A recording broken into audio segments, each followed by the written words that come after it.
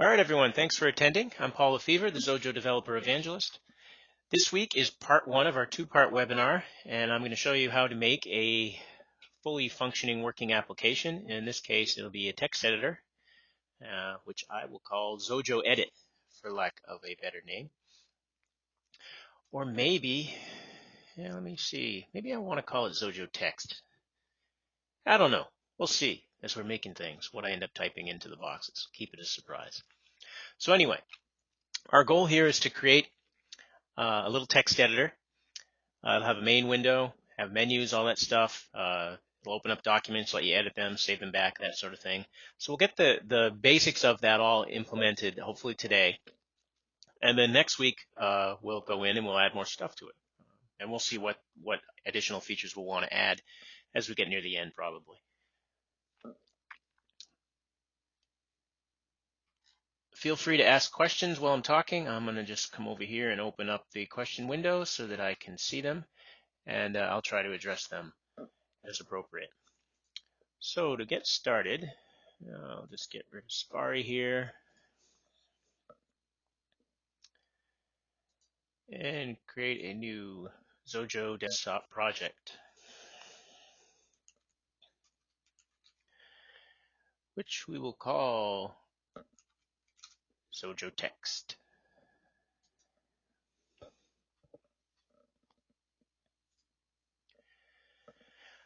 So we now have our window here. So we want to start sketching out the various project items we're going to need and what we're going to want to fill in. So we already have our main window here by default, and I tend to like to rename that to be main window. Don't need to jump right into this yet, but I'm going to want to set up the menu. So let's add a few things here. First, I want to add a help menu.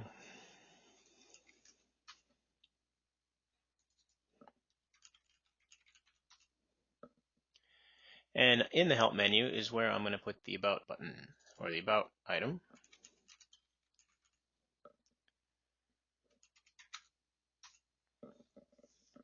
You'll notice I'm putting a little ampersand here in front. This is used by Microsoft Windows, so when you hold down the, I think it's the alternate key, the character after that will get underlined.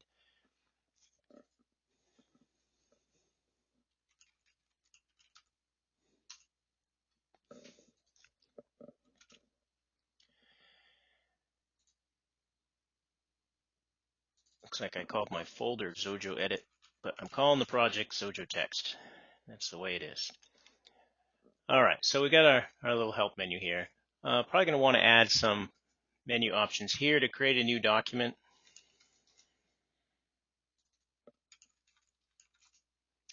And this can have shortcut key. I can reposition it.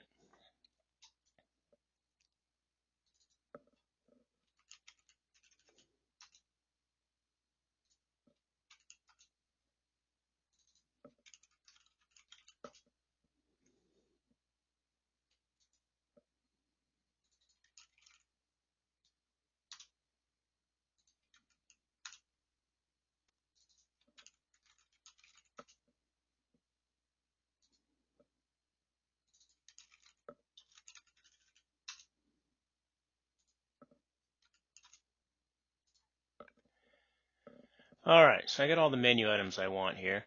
Now I can add a couple separators, split this up a little bit.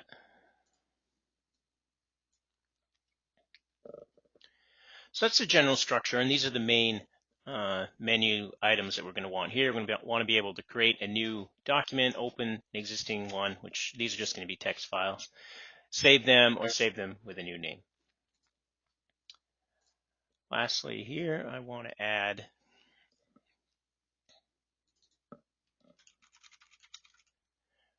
preferences window. And you'll notice I'm putting these ellipses at the end of some of the menu items, but not all of them. And the general guidelines there is if your menu item is going to open up another window that requires some action, usually a dialogue of some sort, you put the ellipses. You don't really need a shortcut key for that.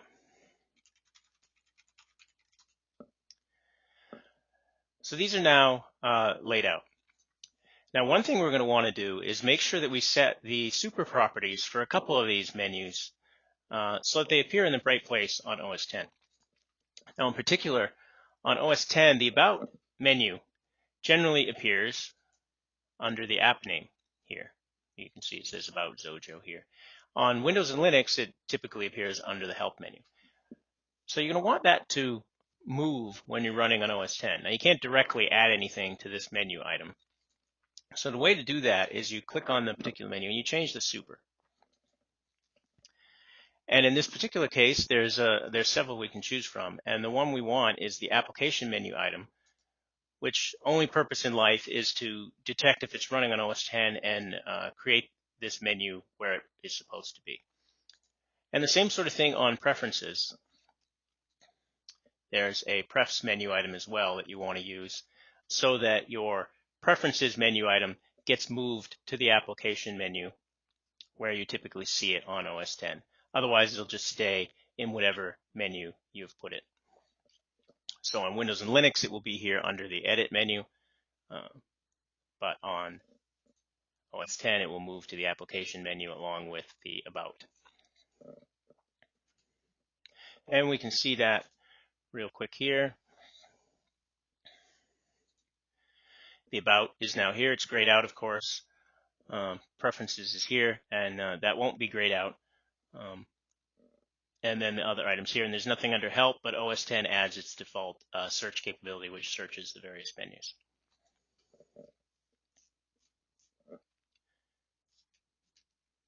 So that gives us the general menu layout. Now we can add another window that we want here.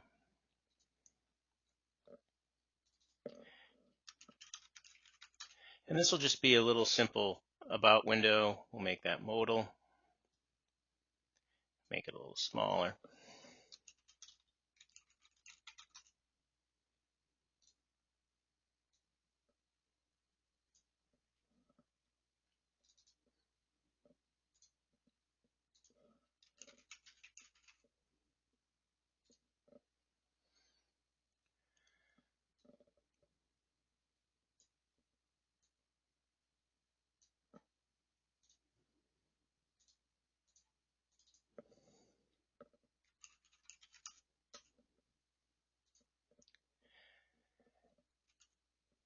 And we'll just show that.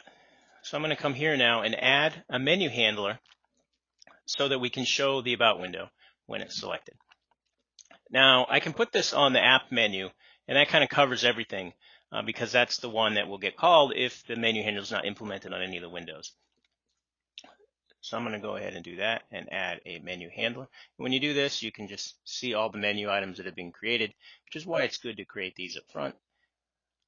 And we can find our Help About one.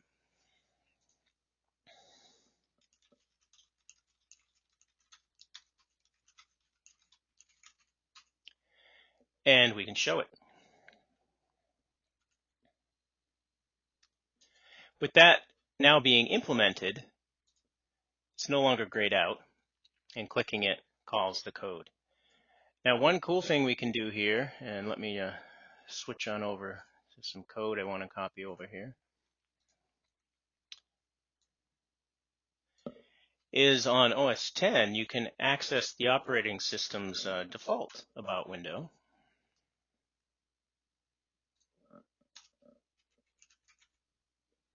Using a few declares here.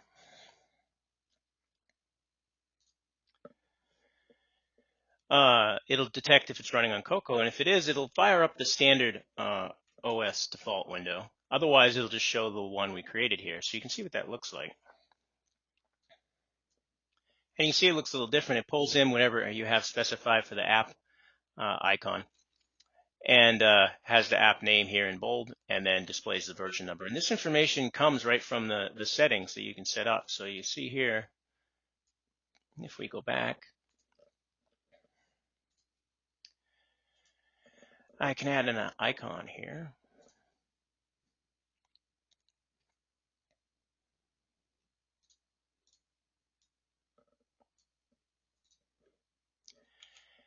And paste it around. See, it scales automatically.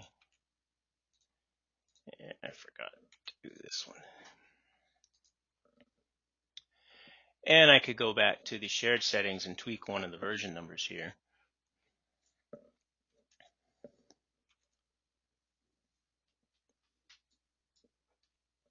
And you see that app icon appears here automatically, and the version number pulls in what was entered. So that's pretty handy for OS X apps.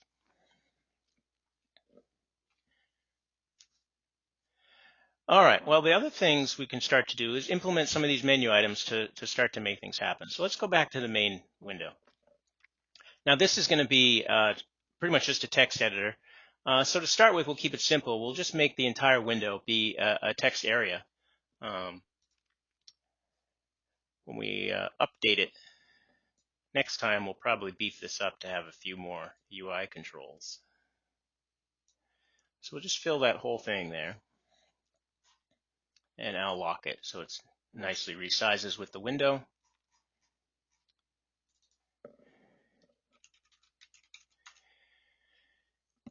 And we'll turn off style text since this is just going to be a plain text editor.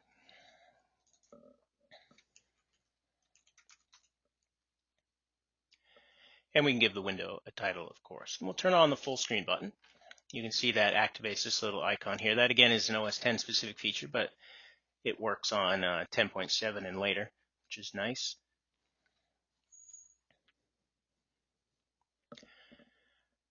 So that's the main window. Nothing too fancy there. And you can see by default, because we have it specified here as the default window, when you run the app, the main window opens automatically. But we'll probably want to open more than one document window at a time. So we can add, take advantage of our new menu item that we added and use that to create new instances of this window. So again, we can put that in, that would go in a menu handler. And we can probably put that also on the app so that it works regardless of whether there's any windows open. So we find File, New, and here we can create new editor as a new main window, and we show it.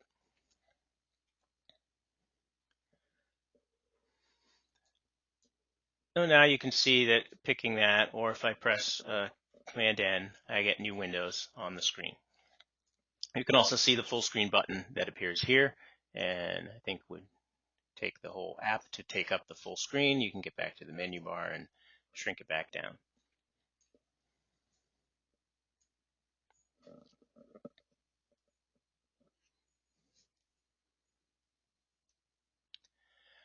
All right, so we're able to create new empty documents, and obviously we could type in those documents because it's a text area control.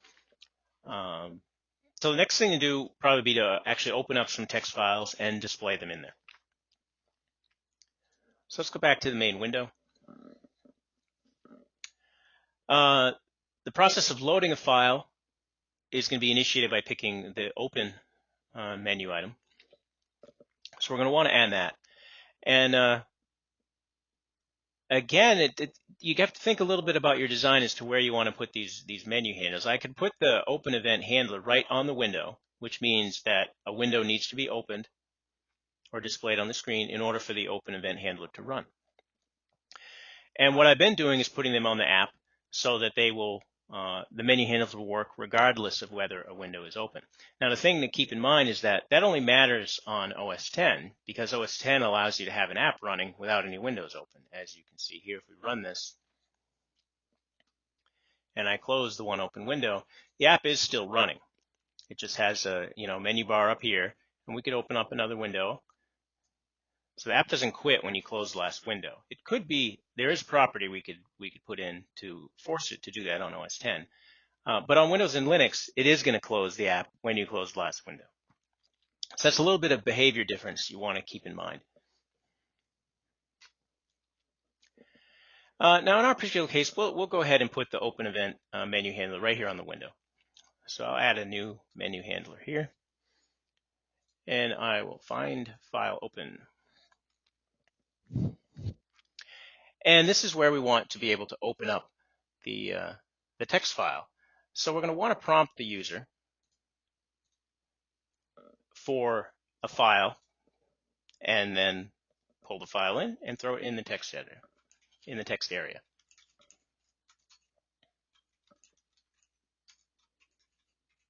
So this pretty much just says, let them choose any file they want. And what I'm going to do is have a method called load file that will actually load the file.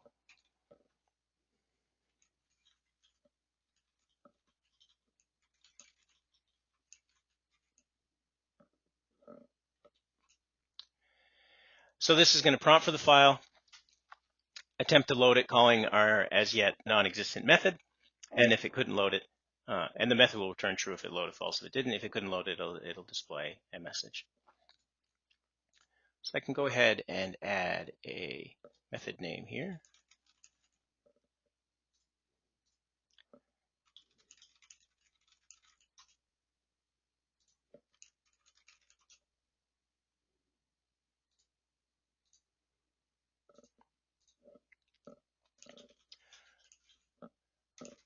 So first we'll make sure we actually have a folder item.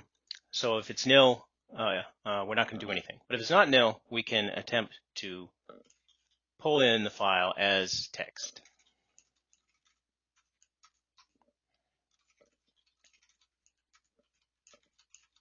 So here we're creating a text input stream, and then we're opening it using the file that was supplied. And then we just assign the text area the contents of that file, and then we can close the file. Another neat thing to do would be to actually change the title of the window to be the name of the file. And then we can return, actually we probably want to return true no matter what. I'm not actually checking for any sort of error here, so we probably should do that. And I'll wrap this all up in a try catch. And we'll look for any sort of IO exception. Tough to say what that could be offhand. The file all of a sudden suddenly you can't access it or something like that. IO exceptions tend to be unpredictable like that, but we'll catch it, and if we did get one, we'll return false.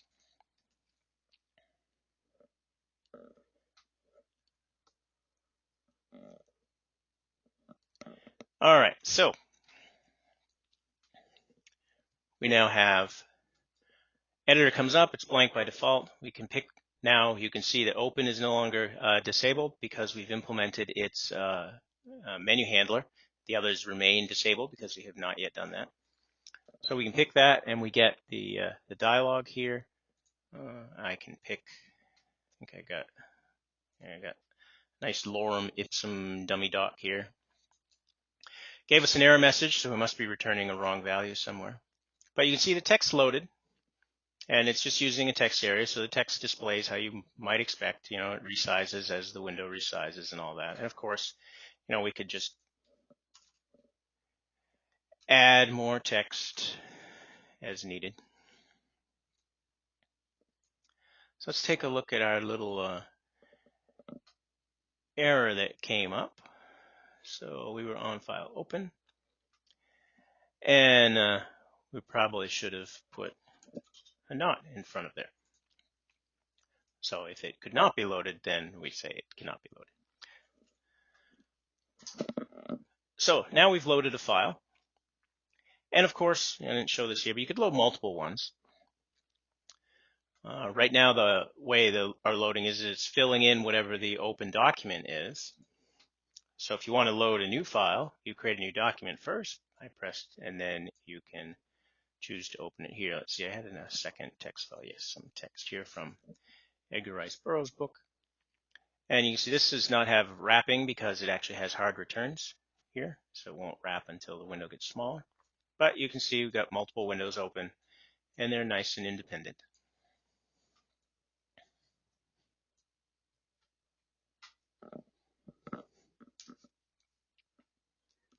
All right, so the next thing I'm checking on my list here is the ability to save. You open up a file, you're going to want to maybe save some changes you've made. And alternatively, if you have a new window open that's blank, you might want to just start typing and then be able to save those changes. So saving is the next obvious thing to work on. So again, we'll add a menu handler for the save menu item. And there it is, file save. And this one, we're going to want to call a method called save. And what do we want to save? We want to save the file that was opened. Or if no file is open, then we want a prompt to choose a file. So to start with, we will pass in the file that was opened. But we didn't save the file that was open. If I go back to file open, you can see I just have, this is the prompt, and we just have this here, and then we call the load file method, and then this gets it passed in as a parameter, but nowhere is that saved. As soon as these two things go out of scope, our file is lost. And so we don't have a reference to the actual file that's on disk that we can save back to. So the first thing is, well, we probably ought to save that reference so that we can reuse it for saving. And the easiest way to do that is, since each window essentially contains a file, a single file, we can have a property on the window that is the file that it's looking at.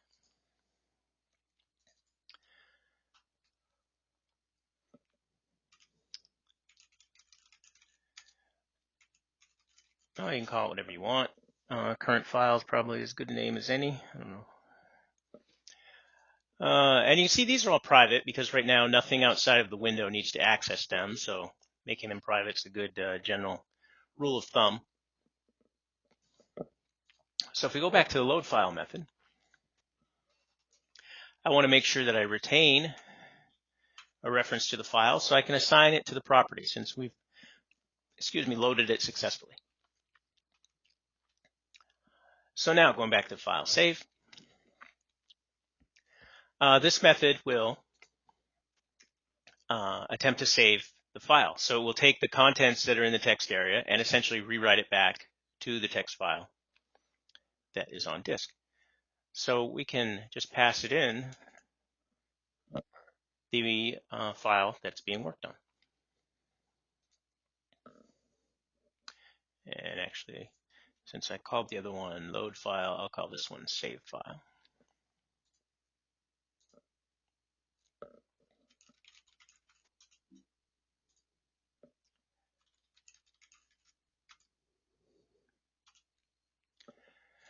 All right, so we have our method here. So now we want to take the text that is in the text area and write it back to the file that we have.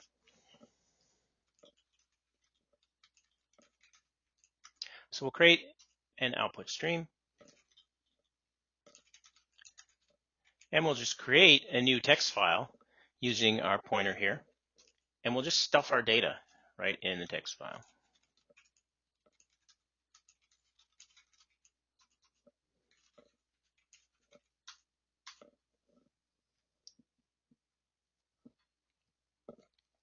So this saves the file back to disk.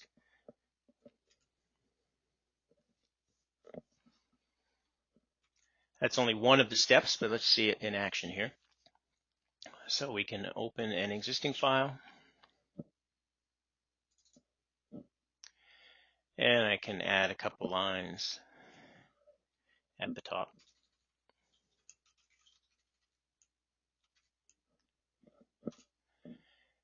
And then I could pick save. Now we'll close it. And you'll notice we can't open up a file because we don't have a file window open, and we put our menu handler there. So I create a new one, it's blank. I pick open, and I come back here. And you can see in the preview the text is there, and we open it, the text is there. So it did save correctly. But it saved correctly for a file that we previously opened. If I create a new file here, and I type some text, and I try to save, It's not going to work. And it should be a nil object exception. Yep. And that's because we don't actually have a file. F is nil. We didn't open a file, so we don't have anything to save it to. So in this particular case, we need to prompt the user to choose a file to save to. And that behavior is pretty similar to the save as behavior. So let's see if we can probably combine that into one thing. Let's add a new method here.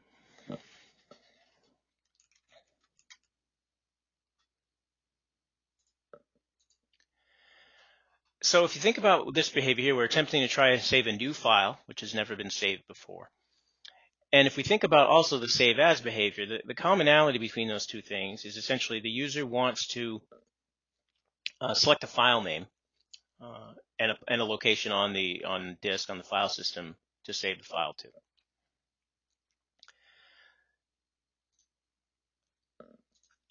So that first step is to prompt them to choose a file.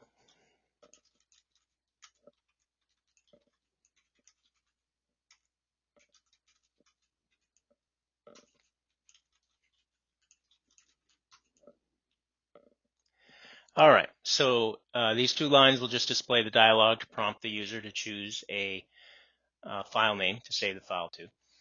And if they press cancel, F would be nil. So if they haven't pressed cancel, we're now inside our if then.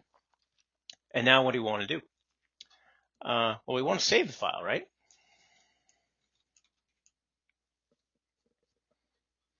We've just prompted them for a name, and we want to save the file to that name. And then that calls our existing save file method, which will create a new text file on disk using the file that's passed in and write everything out to it. That's kind of what we wanted.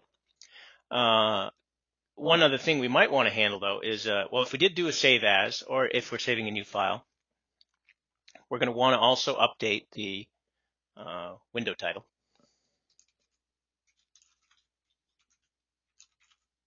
With the name of the file or the new name of the file. And I think of course, the other thing we'll want to do is if we're doing a save as or saving a new file, we also have to retain the reference to this file that we just saved. Otherwise, if we tried to save a second time, it wouldn't work. So we can make sure that we're now pointing our current file that we're working on to the file that was just saved. Now these two lines are somewhat redundant if we didn't prompt for a new file name, but they don't harm anything either. So going back to our file save, we can see here that this is calling save file with and says use the current file. Problem is that if you're saving a new one, this is going to be nil. So what do we want to do now? Well, we could essentially, no, we don't want to do any sort of recursive thing. So I guess probably the simplest thing to do here would be if m current file, how about it's nil, then we'll do a save as, and oops, I wanted to copy that, oh well. And if it's not nil, we'll just save current file.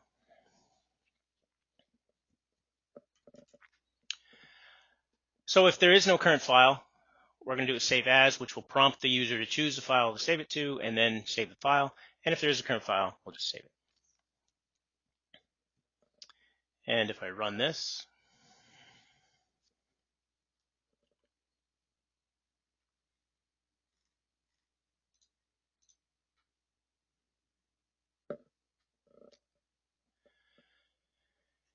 all right, go back here.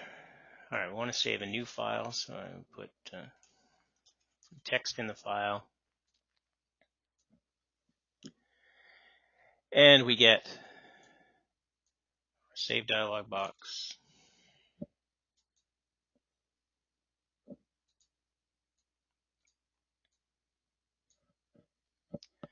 And we can see the file is here and did get saved and can be opened. So that's good. I'm just going to scan over here, see if there's any questions while I've been yapping along.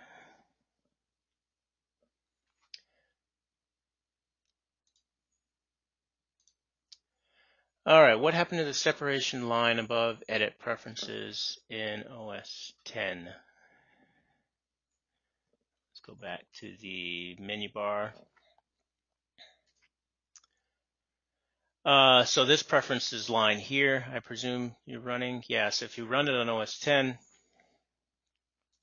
you can see the separator isn't there, and that's kind of automatic menu cleanup that Xojo is doing for you.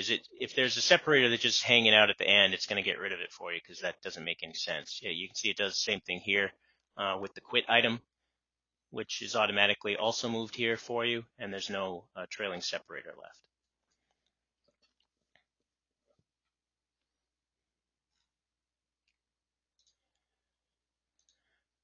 Mike is asking if anyone else has lost the sound. Gosh, I sure hope you can all still hear me. I don't know when that question came. Oh, it says he's good now. Okay, great.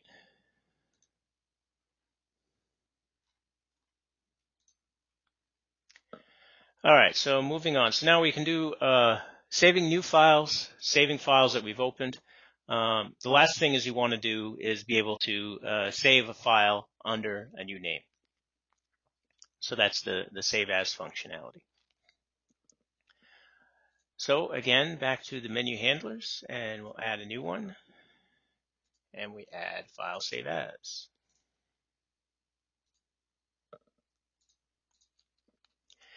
And here we can just call our save as method, because it'll prompt for the file name and save the file. So it won't matter which you use there. It'll just do what's expected. And if you have a new file open, you have the choice to pick file save or save as. They both do the same thing. So now we have our items are enabled here. These other ones don't really do anything. We can create new ones. We can open up existing items. So now let's talk about the preferences. Right now it doesn't do anything when I pick it. So let's add some preferences. Let's add a new window here.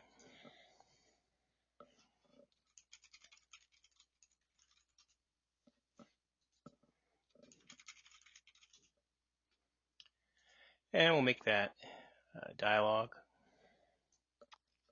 So a text editor, good preferences are probably, in our case, let's do the font size, or the font and the font size.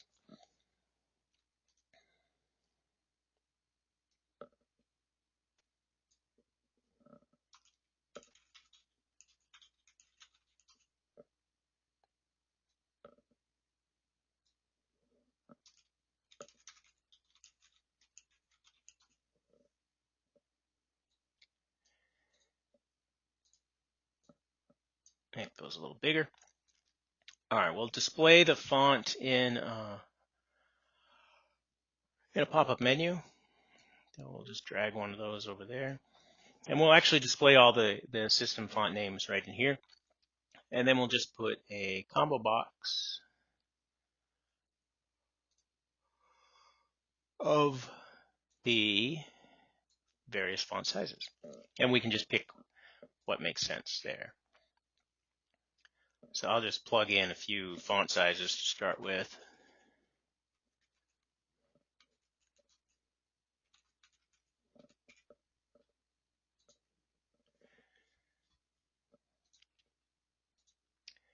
And then we'll add a couple buttons.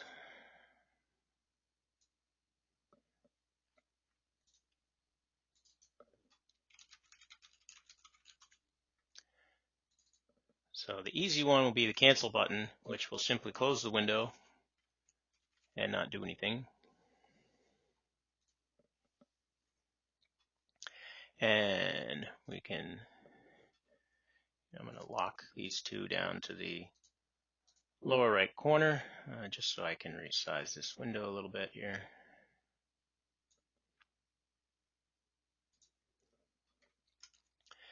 All right, so we now have a preferences window. It doesn't actually do anything yet, but let's make it display. And again, that probably makes more sense to do on the app. So I'm going to add a menu handler here.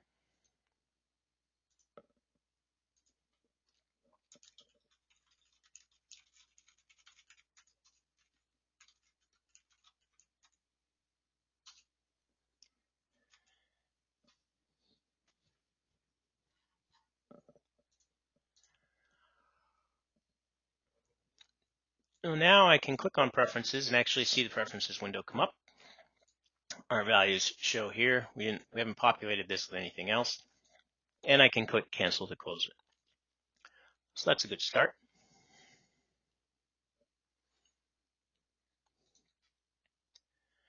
So now we want to populate that pop-up with all the fonts. So we'll go back to our preferences window. And I'm starting to get a longer list here, so I'm going to open that up in a tab. And let's give these things better names.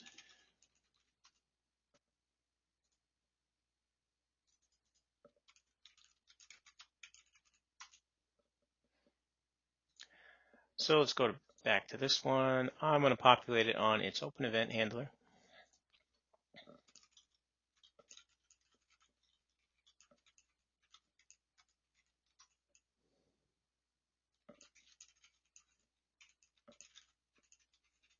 So this is just using the font and font count methods to iterate through all the fonts that are in the system and add each name to the pop-up menu. So now when we run this,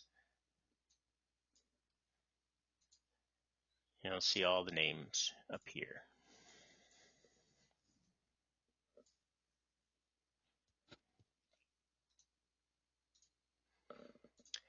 All right, so the next thing is, well, you want to change these fonts. How would they get used? How are you saving what the setting is? All that fun information that's part of the design of your application that you need to think about. All right, so let me just see if I can remember how I did it when I thought about it. Let me see here. Don't mind me while I check my master project. Ah, yes, okay.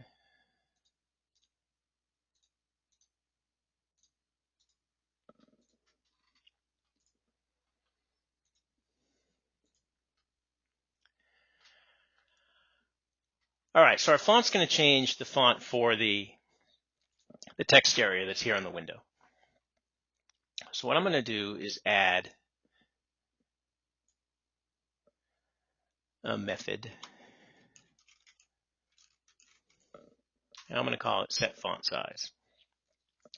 I'm going to make this public though, because we're going to need to access it outside of the window itself.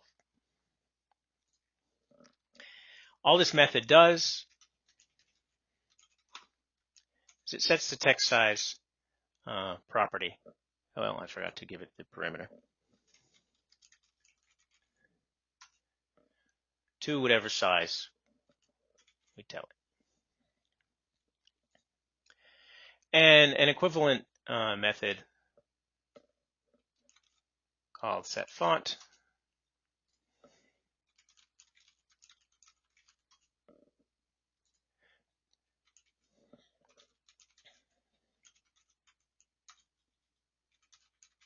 does the same thing for the font itself. So now you can see that these things are used to set the font on the text area. Now you'll notice I created methods for these instead of directly manipulating the edit area from outside of the window. That's just kind of an encapsulation thing. If the window turned out had more than just a single control and we wanted to apply the font to everything that was on there, here we'd only need to update the single method with whatever else we wanted to change related to these font changes. In fact, I could even combine them into a single method, something like set font and size, and pass in both parameters at once. And it provides a little better encapsulation because things that are outside the main window don't need to know how this area is implemented. The fact that it's a text area is great. It's nice and convenient and easy now. But if we wanted to, do something really robust and change that to a canvas, um, that could break the implementation if people are directly accessing that control. So this hides that a little bit. All right, so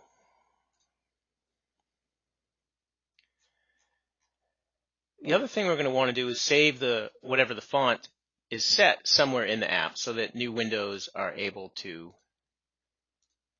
make use of it. So we want to go back here. So I'm looking at the app here. So it probably makes sense on the app itself to have to retain the settings from the preferences because when the preferences window is closed, whatever the user selected also is going to go away. So we're going to want to have a way to retain that information. So we'll put it here on the app.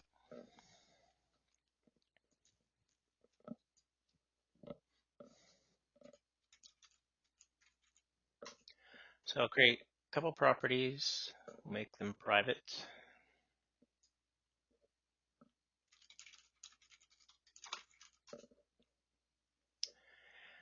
So these are the names of the font. So what we can do here on preferences, well, actually, we could probably leave them public and then just set them from the preferences window since they're on the app class. So I'm going to get rid of the M and we'll make them public for now.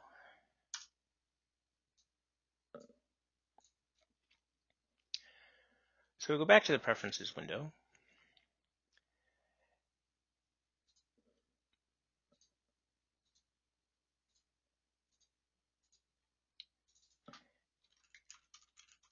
So we'll click OK in order to essentially set these properties.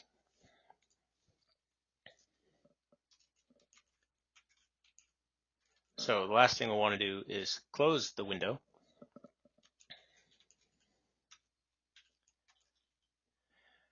And here we can set the font name to whatever happens to be selected in the pop-up. And the same thing for the combo box. We'll just set them to whatever is selected. And that'll retain them. To what end? Not much yet, because all we've done is save them. We haven't actually done anything with these properties at this point. They're just saved here. So the next thing you want to do is actually update any windows with these font values that have just been theoretically changed. So we could do a variety of things. We could change these to computed properties so they actually have actions associated with setting the value, and then we could have code to look up all the windows and update them. But we can also just have a single method we call. It's like update font settings or something like that. So let's just try that.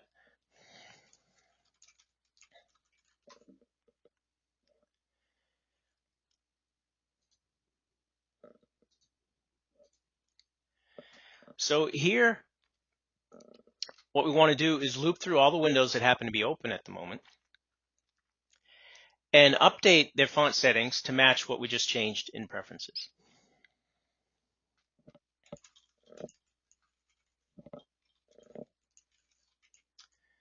Now, window count will give us a count of all the windows that are open.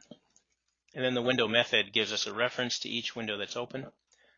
So we can check if the window that's available is actually a main window. In our case, those are the only ones that would be open. But it's possible that an app could have different types of windows open, and you might want to change fonts only on specific types. So this verifies that the window that we're looping through here is actually a main window, which is one of our essentially our text editor windows. Then we can cast it. And by casting it, it allows us access to, well, there's a lot in here, the font properties that we added. Oh wait, they're not properties, they're methods. So they're there. So the two of them here, the set font and set font size methods that are here. So now we can call them because we've cast it to the right type and it knows about them. Window 1, being a generic window, wouldn't know about these methods, so you wouldn't be able to call it. And now here we can, which one is this? This is sent font. That takes the font name, which we have right down here as what we've saved.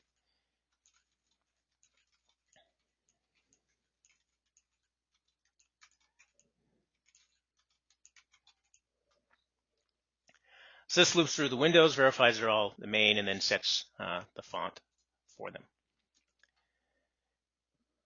All right, so we can try running that, see if we made any mistakes here. So I can open up a file.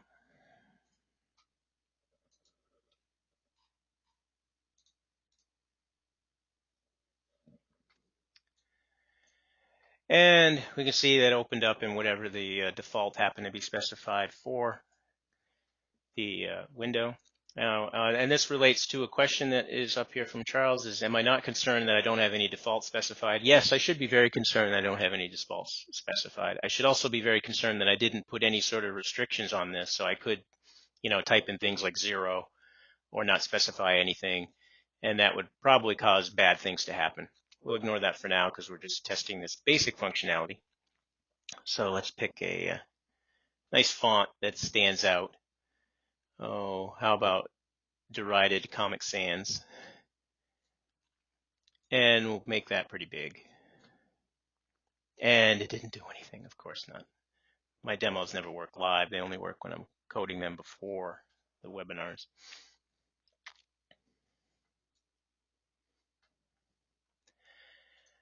All right, so that didn't do anything because we never called our method. Silly us. So we go to our preferences here.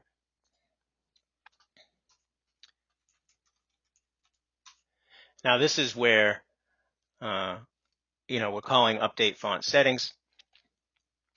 We probably shouldn't go through and update the fonts. If the defaults are bad, we should probably make sure we have good defaults in the first place, all that sort of thing. But right now, I just want to make sure that our changing of the fonts actually works.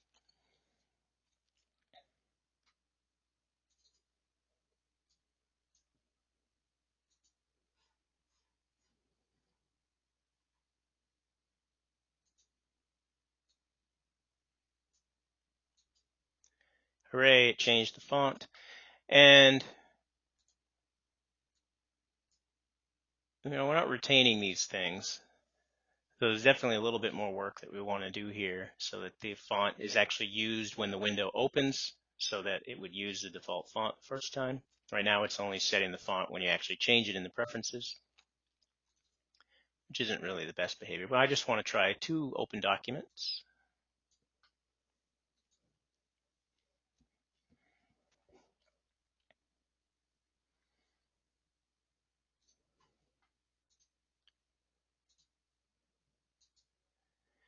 And you can see it did loop through and update the font on each of them.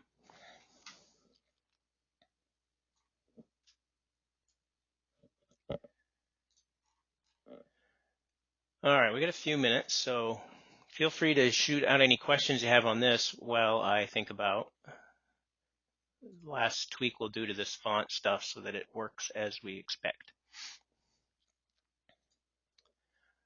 So I probably want to put a default name here. We'll go with Courier. I know that's on all the platforms. And the size of, say, 16. So now we know when the app starts, it'll have a couple default values to work with. On the window itself, we can add an open event handler.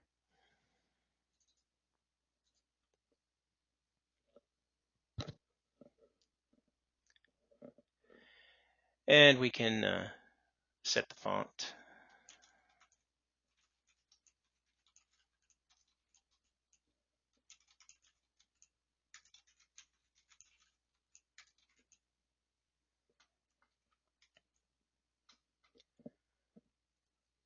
So now when we open new windows, it would use whatever the app's font settings are. And since we're not technically have a way to pass in different fonts by a window, probably didn't really need to pass in a parameter here. Could probably just hard code that it's getting it from app.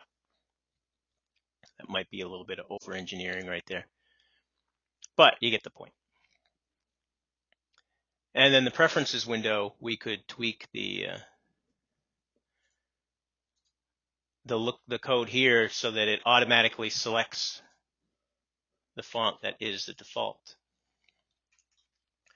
So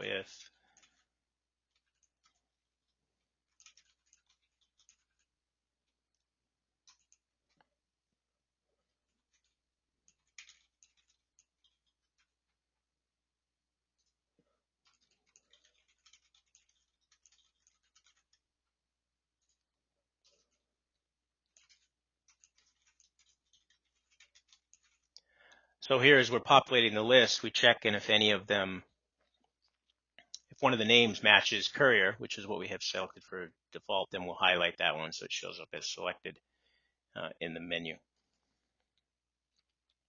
And we can similarly do something here.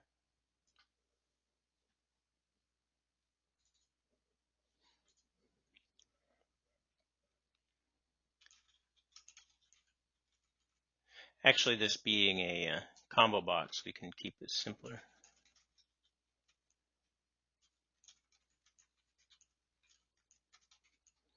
By just stuffing it in that way.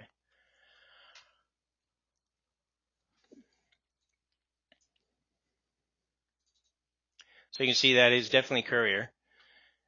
And if we open up preferences, you can see that it picked courier and used what our default font size happens to be. And if we change this to something else, I don't know what half of these are. And we go back, see it reselects the font that is the current one.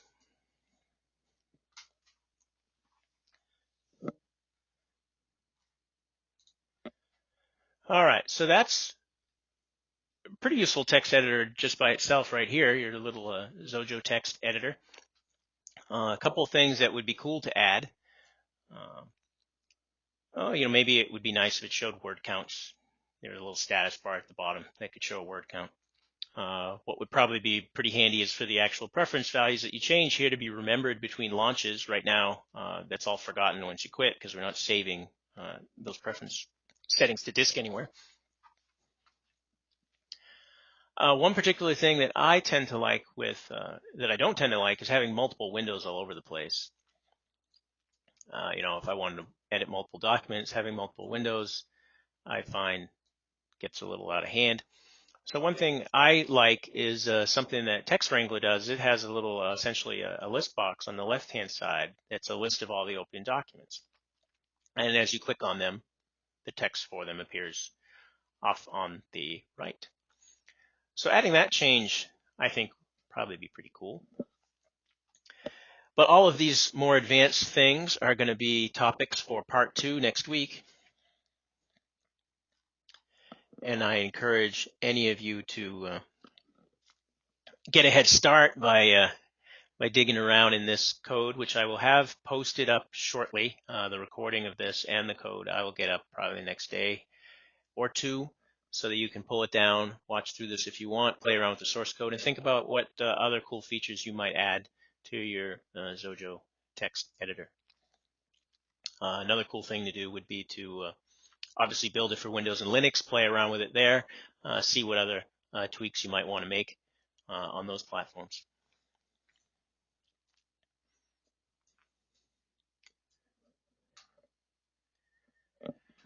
So I'm just going over here, see if there's any questions that I missed. Let me make this question window bigger.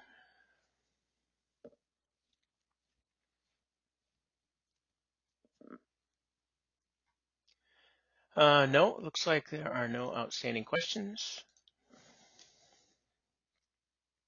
And I'm checking my notes, and that covered what I wanted to get through today. So I haven't completely finalized what I want to cover in part 2 for new features to add to Xojo text. I really like the list box idea, so I'm probably going to spend some time figuring out how I'll want to tweak the multi-window design to instead work with mostly a single window with this list box idea. Word count sounds like that might be kind of useful too. So I'll throw together a few things that we can add to this next week. And if you have some ideas or suggestions, or have created some cool enhancements to this, by all means, bring your questions, sample code, or anything else next week, and we'll continue from there. So thanks everyone for attending. Have a great rest of your day.